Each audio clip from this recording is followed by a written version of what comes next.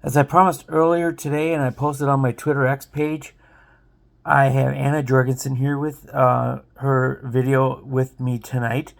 And I attempted to record this earlier, but my battery overheated and the split screen went crashing down, and so here I am.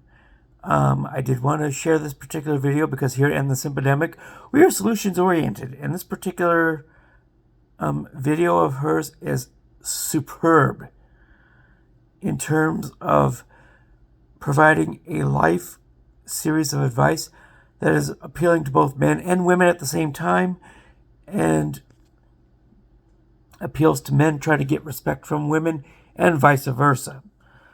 So anyway, happy Saturday night, y'all.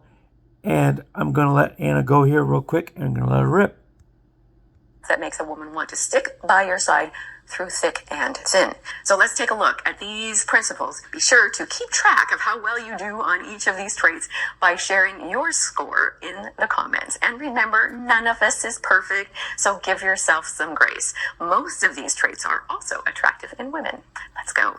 Okay, 1, stand by your values. Women respect a man with a backbone, someone who stands firm in his beliefs and values. This doesn't mean you need to go all on about your political or philosophical ideals at every chance.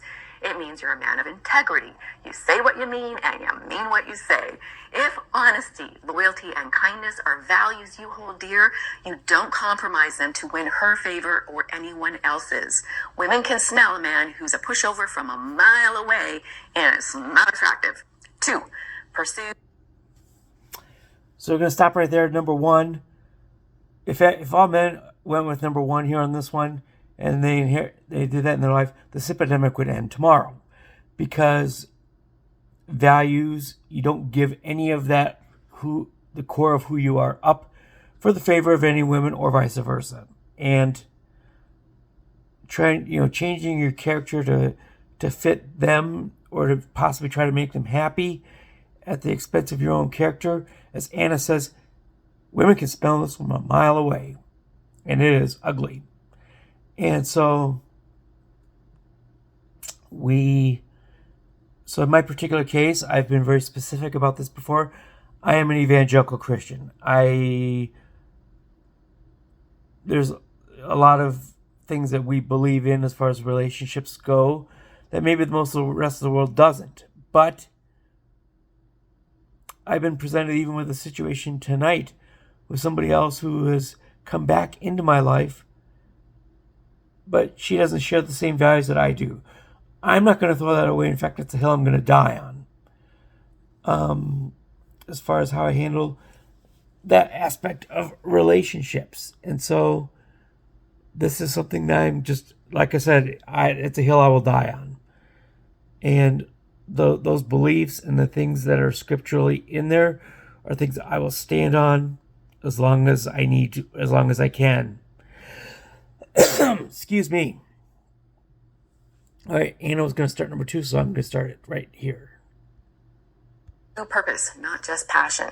Everyone loves the idea of finding your passion, but passion alone is fleeting. What earns respect is having a purpose, something bigger than just today's desires and pleasures. Whether it's your career or a personal goal or a cause you care about, having a mission shows her you're driven by something beyond instant gratification. This doesn't mean you ignore your relationship or play hard to get. It means you know what you're aiming for in life and you work toward it consistently. Women admire men who live with intention and purpose. And as an aside, most men, pretty much all men, need to have a purpose to feel okay in life. 3, lead. Number 2 for me is an extension of number 1, and that is purpose. I was part of a small group within my church actually last year, and we did write a purpose statement for each one of us. And mine is to show the world what a single man can do, how much adversity a single man can overcome with the God behind them. And as some of you who may have watched this channel for a while know, I am a traumatic brain injury survivor, 4 years removed from a near fatal TBI, and I am about over a decade removed from the International Churches of Christ, which is one of the largest cults in the history of the United States. And having overcome that and also been a son of a raging alcoholic, and fortunately, thank God, he's been recovering and sober now for 30 plus years. So that's come, he's come through that too.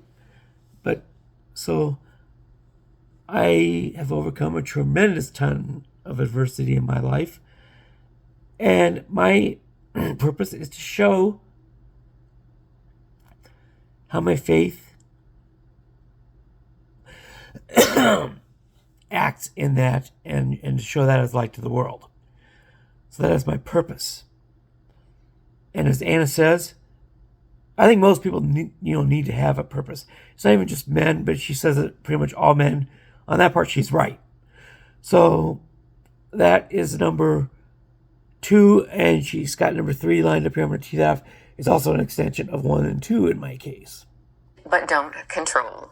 So leadership and control are not the same thing. Women respect men who take charge respectfully and confidently, not in a domineering or controlling manner. Leading means being decisive, having a plan, and being willing to take responsibility when things go wrong. It also means listening to her opinions and considering her perspective. Strong leadership is about collaboration, not dictatorship. When you lead, it makes her feel secure and respected, which makes her respect you more. 4, emotional stability. Before we go to 4, I'm going to expand on 3 again. Leadership is not a dictatorship. Let's just make that clear right now. Leadership and physical force are not compatible either. Leadership that crosses is not leadership when it crosses into physical abuse. That's another hill I'm going to die on for the men out there. Now, I have my own personal leadership example, and it's a really, really interesting one. It's from 1998. I was named interim captain of a company softball team in that particular summer. This team was 0-8 when I took the reins.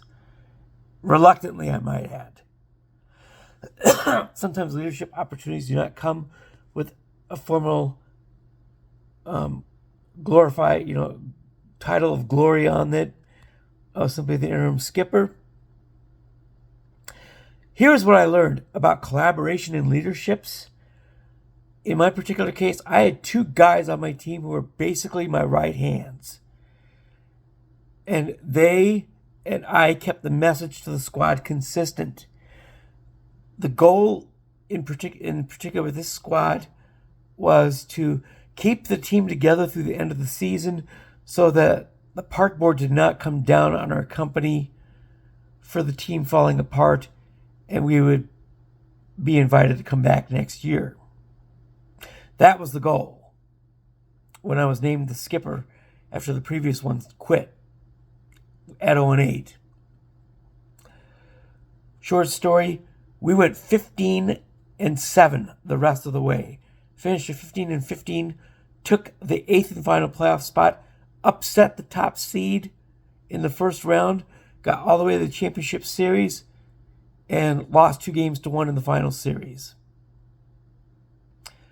Oh so close, but oh so far, but the most satisfying second place finish I think I've ever seen. We were not supposed to do anything, but because I had collaboration, I had people on my squad who were behind me. We communicated a consistent message together. Collaboration and leadership, leadership is a collaboration much of the time, especially when it comes to a team. But even for a solo man in a relationship, I think is what Anna is describing here. It's not a dictatorship. It is collaboration. It is listening. And in my case with my softball squad, listening to the squad was very important. We won the first 2 games. We swept the first series of my time. I was like, okay, well, what about, do we need to make any changes here after the first game?